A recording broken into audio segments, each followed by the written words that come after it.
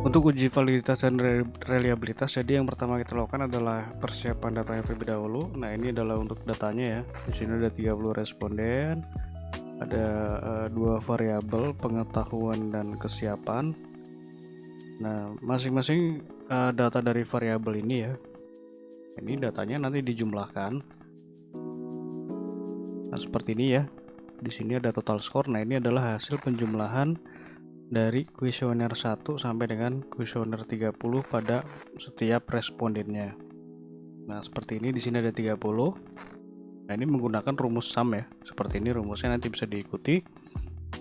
Oke, kemudian setelah datanya seperti ini, kita buka aplikasi SPSS. Nah, di sini saya menggunakan SPSS versi 30. Namun di versi berapapun sama saja.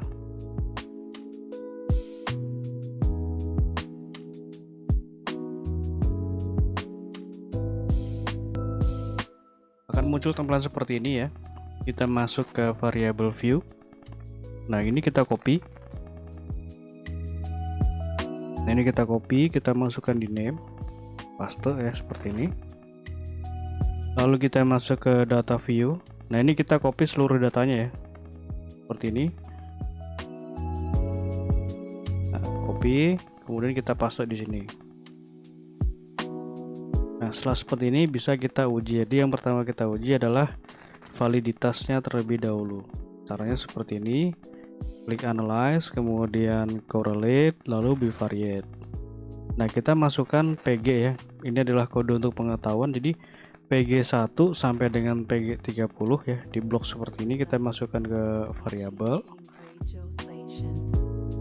Kemudian kita masukkan total skornya. Nah, TPG ini adalah kode untuk total skor ya. Nah, kita masukkan seperti ini ya. Jadi PG1 sampai dengan PG30 ya. Dan total skornya. Ini tinggal bisa ini bisa kita analisis, tinggal kita klik OK saja. Nah, ini adalah hasil uji validitasnya ya. Nah, ini kita lanjutkan dulu untuk uji reliabilitasnya. Caranya klik analyze, scale, reliability analysis. Nah, kita masukkan PG1 sampai dengan PG30 ke kolom item. Nah, untuk uji reliabilitas ini kita tidak menggunakan total score ya. Jadi hanya skor kuesionernya saja. Nah, seperti ini kita klik OK.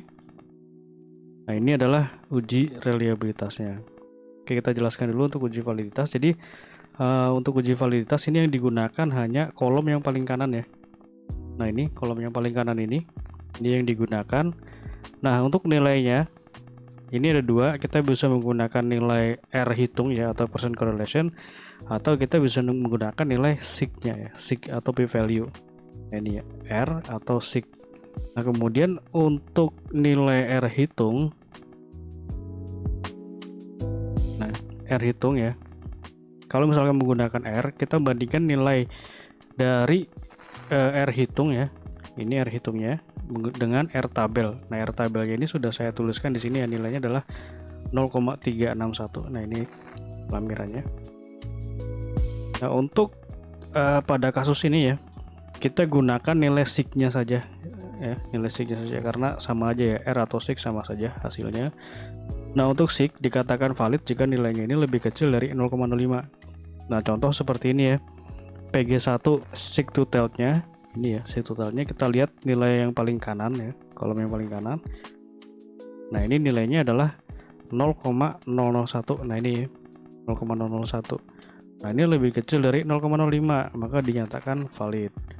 Kemudian untuk PG2 nilainya ini ya, 0,045. Nah, ini masih lebih kecil dari 0,05.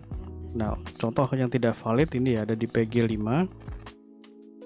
Ini nilainya sig-nya ini yang lebih besar dari 0,05, 0,058. Nah, ini karena lebih besar maka dinyatakan tidak valid. Seperti itu ya untuk cara membacanya. Nah, kemudian untuk uji reliabilitas ya, ini reliabilitas untuk pengetahuan. Nah, ini, nah kita lihat dari nilai kerbak alpanya yang ini ya, kerbak alpa. Jadi nilai kerbak alpa ini harus di atas 0,6 baru dinyatakan valid.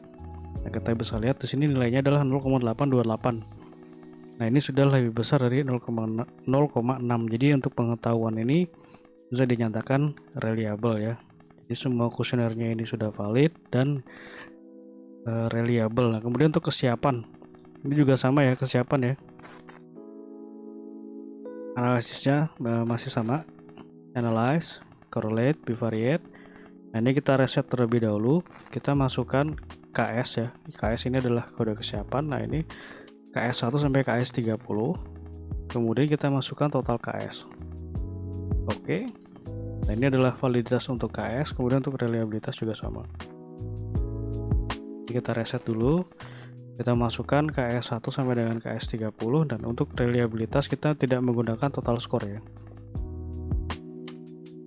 Nah, ini adalah reliabilitasnya. Oke, seperti itu ya untuk analisisnya. Terima kasih.